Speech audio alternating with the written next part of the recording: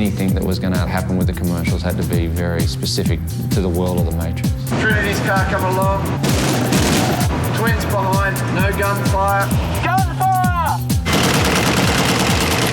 Get our ready to go through the event again. Larry and Andy didn't want it to be like a Bond film or one of the other kind of like Action. big franchise films where they really didn't have much to do with the world of the films or the mentality of the Matrix films. So as a first assistant director in both 2 and 3, Larry and Andy said, hey, would you be interested in doing some commercials? We're in post-production and there's no way that we can possibly do them, but we think you'd be a good person to do them. From watching those films and being around those films as an assistant director, you get an idea of how things are lit, how things are costumed, how the choreography of the movements work. It's impossible to spend 5 years with people every day and seeing how they make films and not to rub off on you. They're clever guys. They've got me probably to do them because they knew that I probably more than anyone know how to imitate, what they've done. Greetings, theater attendees.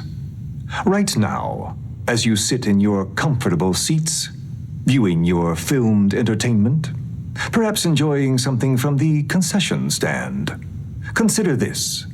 The active human body can generate up to 12,000 BTUs of body heat. Pure, precious, life-giving energy. It is unfortunate your collective, puny little minds couldn't figure out a way to harness this energy, put it to good use somehow. But that's beside the point. The point is, to keep generating all that energy, your body needs to be replenished.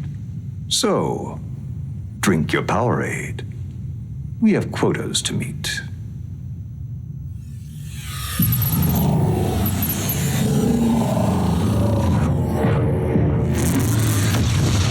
And the Powerade scripts were great. They were like simple, very much within the Matrix world, really great writing. So they got presented to Larry and Andy, and they were really happy with them. You're a battery, and batteries need to recharge. It was set like in the interrogation room from the first film, sort of a take on that, and it was basically one of the agents sitting there as if he was talking directly to the audience, telling them in a very subversive way that they should drink more Powerade. Drink more. Drink more. Drink more. The ads were good because they tied into the Matrix world and they were a bit dark and they were a bit sarcastic and, but they were also funny, You never usually get that many commercials which treat the audience with a bit of disdain.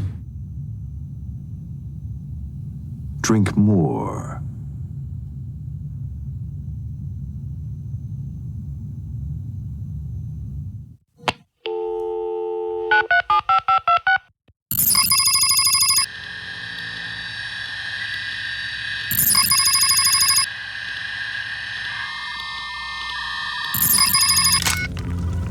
I'm in.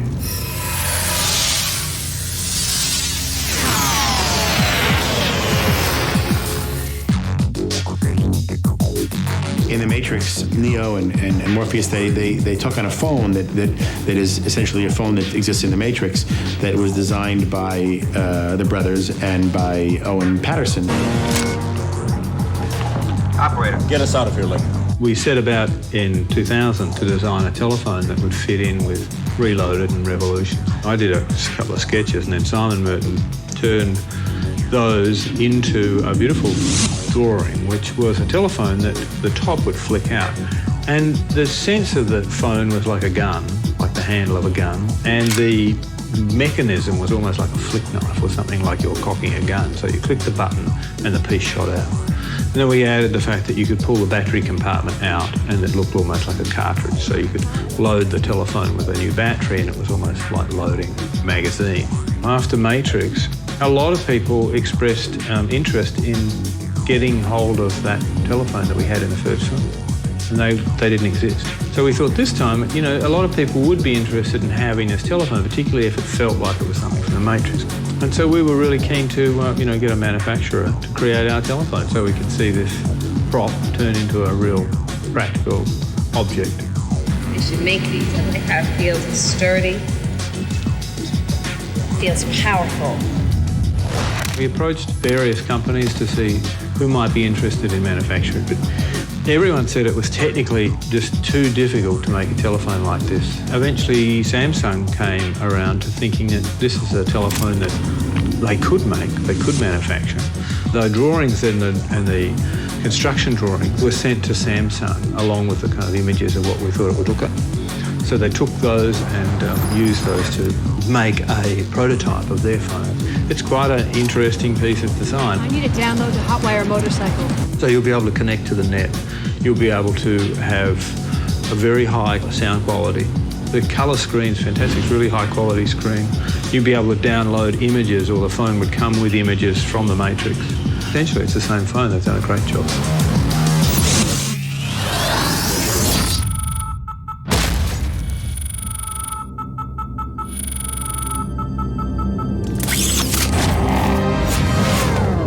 A new reality has been revealed. The Samsung Matrix phone. Answer the call. Samsung, given that it has a significant role within the film, this Matrix phone would be an ideal opportunity to tie various products to that they made or that you see within the film. There were two spots. One was a phone, and then there was another commercial for their televisions.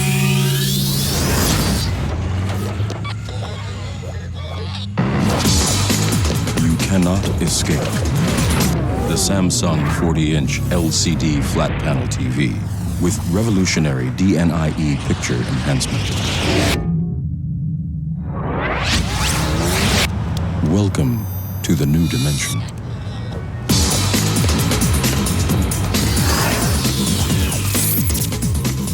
We took Daniel Bernhardt, who played Agent Johnson, and put them in a chase scenario through like a cityscape somewhere. There was a lot of running in it. There was a lot of harness work and wire work.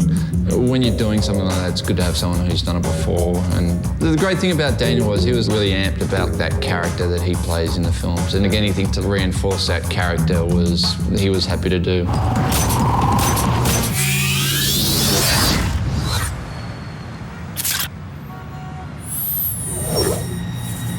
A new reality awaits you.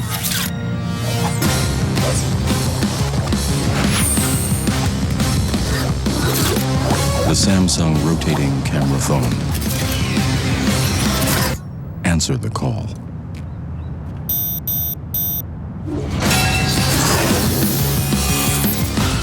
For the phone one, we said, you know, there's all these digital backgrounds that exist for the park fight, for the Burley Brawl, which appear in the film. Wouldn't it be great if we could get the phone, we could put it in the park environment, and because all those digital backgrounds exist, there's like a bunch of really cool camera maneuvers that are impossible to do, except for like in a digital world. The phone could do these sweeping moves down to the ground, or it could spin around at superhuman speed, like in the Burley Brawl. With the Heineken commercial, it came to be that Larry and Andy wrote a commercial, and we decided to get Danielle Bergio back, who was Carrie Ann, or the Trinity stunt double in the film. There is some wire choreography in it as well, so we also decided to get Dion Lamb, who was like one of the great wire choreographers from the film, and get him to work with Danielle like you normally would on a Matrix film. Larry and Andy have their hand in everything. Not much that sort of gets past them. They, you know, looked at storyboards. I would tell them who I was going to cast. And they essentially approved everything. If you're going to do a movie tie-in, you may as well get people involved in the project who know a bit about that world and are going to try and keep that Matrix world or that Matrix universe like intact.